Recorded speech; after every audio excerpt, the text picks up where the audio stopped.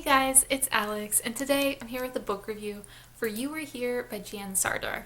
This was recommended to me by Ashley Bundy, and I will link her review for this book down below. This is an adult thriller that takes place in two timelines. The first centers around Abby in the present day. Abby is returning home for the first time since college. She has recurring nightmares, and at the same time there's a serial rapist and murderer who is active in her hometown. The second timeline takes place in the late 40s after the Second World War. It centers around a love triangle for the most part, a married man who's having an affair with a woman from a different town. Throughout the book, you realize how the two storylines are connected and everything builds up in a typical thrillery way. I gave this book 3 stars. It's not my favorite thriller. It wasn't a bad thriller. It was just yet another passable 3-star mediocre thriller. I feel like at some point I should stop filming individual reviews for these books where I'm like, it was 3 stars, it was fine, it was not terrible, but it also wasn't good either, it was just fine.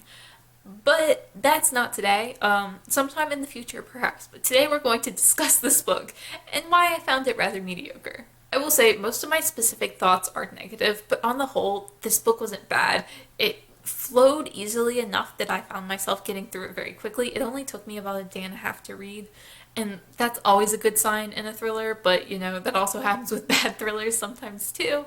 It wasn't a boring book. I like something that holds my interest, but that was honestly kind of about where my positives ended. First, I'll say I wasn't a fan of the author's writing style. It felt very overdone, very overwrought, very overwritten in general. Just, I wasn't a fan. She was very big on saying things like, the water gleaming like saran wrap in the sun. And I was like, why?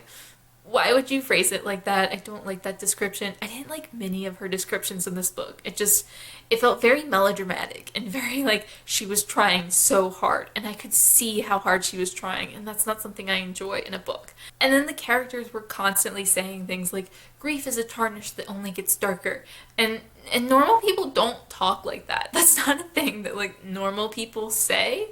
That's just one of those melodramatic things that happens in melodramatic stories where the characters are like saying metaphors that are much too perfect for real life, and it really irritated me, and it was just not a writing style I was a fan of. I really wish she would just be a little more casual and take it down a notch and just like let it live, like really just let the story unfold on its own and stop pushing the writing itself so hard. And there was also odd phrasing in here, a lot in here that kind of had a vague like Yoda-y feel, in that it felt like it was kind of phrased backwards. I think the first example of this I wrote down, it was, Hannah seemed to not even glimpse her own beauty, so accustomed was she to the sight. And that's one of those things that like, sure, it makes sense, sure, it's technically correct, but it's a sentence you have to reread like once or twice in order to understand what it's saying. And if I have to reread a sentence just to understand what it means and be like, oh, okay, now it makes sense in my head, that's a failure in the writing for me. Like, I don't want to sit there and have to reread things in order to understand them. And it wasn't just that one sentence, like if it's one sentence, then whatever. But I feel like that was her writing style a lot. She would like phrase things in like weird ways so that you'd have to like pause and think in order to just understand the sentence, and I really wasn't a fan of that. I also struggled with the different point of views in this book. It alternates timelines between then in 1948 and now in the present day, and each timeline has a couple different characters in it that you get point of views from, all in third person, but like it does switch between them and their perspectives. And by the end of the book, I knew who everyone was. I kind of understood what their roles were in the story, what their relationships were, what was going on. But it took me a really long time to get there. And it made the first, third or even half of this book drag quite a bit. I think I read the first 2 chapters, and I hated this book so much. Because I just picked it up one night, read the first 2 chapters, and went to bed, and I had no idea who these people were. I didn't know what was going on. I couldn't have told you their relationships. In the timeline where they were like all cheating on each other, I couldn't figure out which one was the dude's wife and which one was the mistress. It took me a couple of chapters to get there, and it just made the entire first half of this book so confusing and unpleasant to read. And it was like by the end it was fine, because I understood what was going on. I understood who these people were.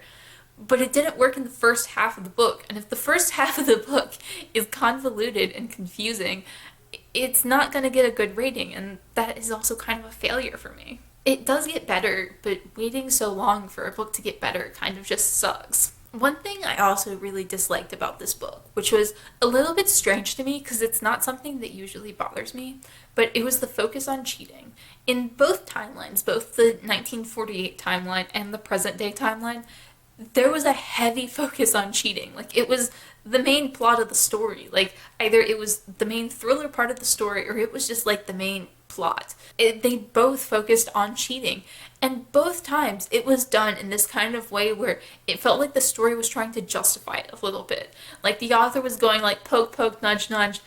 This is not a good situation. Cheating is wrong. But also, doesn't it make it just a little bit better that they're cheating with the person they were meant to be with, the person who is the love of their life? Doesn't that help just a little? And it was like, no, that actually makes me hate them worse because it's just so like holier than thou. Like, they're only cheating because they really love the person.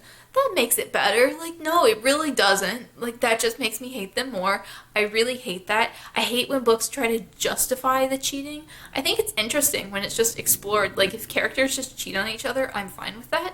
That makes sense to me. Like, people in real life just cheat on each other sometimes. And, like, if it's just shown as, like, a thing that happens, I'm okay with reading that. And I've never read a book where the cheating elements actually irritated me as much as they did in this book. And I can't go into like the one major example that I would want to because it does happen towards the end and it's a little bit spoilery, but man, it frustrated me. Like, it did the whole thing where the main girl's boyfriend, he's kind of a workaholic. He's kind of focused on other things outside of their relationship. He takes her for granted. She desperately wants to settle down and get married, and he's like, oh, I'll marry you, but later. Let's talk about it later. And it's been a couple of years that he's been saying later. So she's feeling like frustrated in their relationship. She feels like she's not a top priority to him, and she winds up cheating on him with this hot cop dude who she's been in love with since like high school. It was the kind of storyline where you were supposed to be like, oh no, she's cheating, that's bad. But also like, well, her boyfriend isn't great, and also this other guy is really great, and like, they're clearly meant to be together, so it's not that bad. And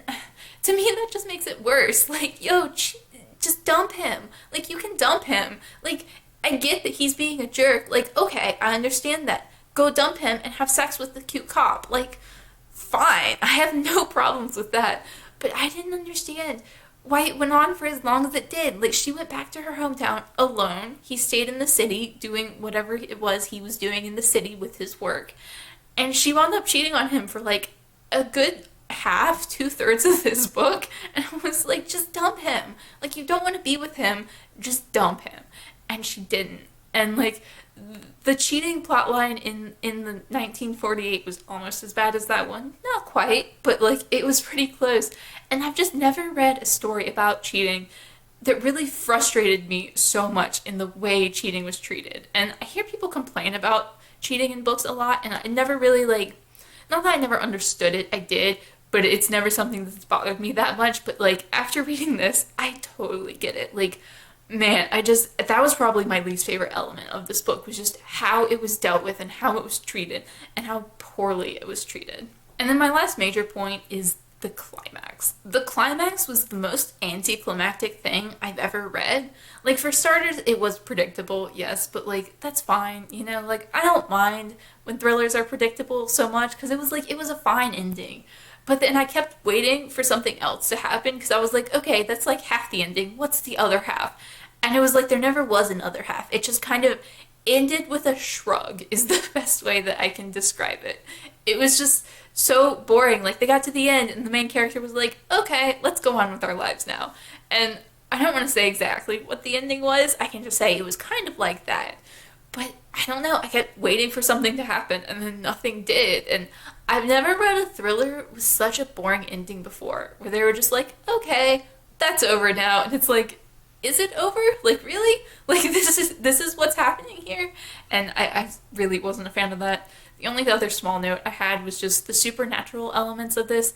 I don't tend to like supernatural elements in books, and I went in thinking this was a straight thriller, and it wasn't. I'm trying to think of how to explain it without spoilers, but it was almost a little bit like reincarnation, almost, but I couldn't decide how much of that was supposed to be like literal reincarnation and how much of it was supposed to be like metaphorical and how much of it was just supposed to be like a coincidence because it was a little bit weird to read, and just probably if I'd known about the supernatural elements and that this wasn't like set in the real world entirely, I might not have picked it up, but it was just, I'm not really a fan of that, and I wasn't a fan of it in this book, but that's probably not something that would bother other people if you're more of a fan of supernatural elements, just because that's not my cup of tea. But I don't know, at the end of the day, it was fine. Like, I can sit here and nitpick and complain about all the little things I didn't like, but you know, it was still fine. It wasn't a bad book, it just